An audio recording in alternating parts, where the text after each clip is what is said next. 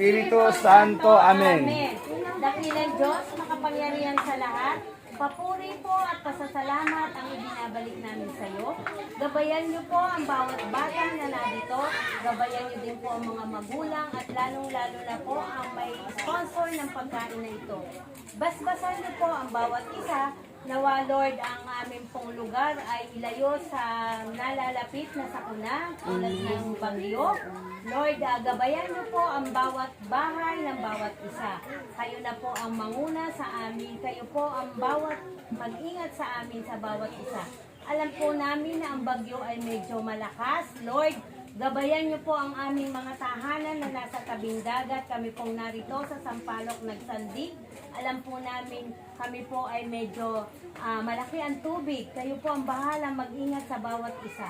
Salamat po, gabayan po kami sana ni Padre Pio, ang simbahan at ang chapel na ito. Sana din po ay maipagawa na sa lalong madaling panahon. Lord, basbasan niyo na din po ang pagkain namin sa araw na ito. Kayo po ang magbigay ng kalakasan sa aming pangangatawan sa bawat bata na makakatanggap ng inyong grasya. Maraming salamat po. Ito po lahat ay pinabalik namin at pinagkakaloob namin ang lahat ng papuri sa iyo, Diyos Ama. Amen. Amen. Ng Ama, ng Anak, Nak, Espiritu Santo. Amen.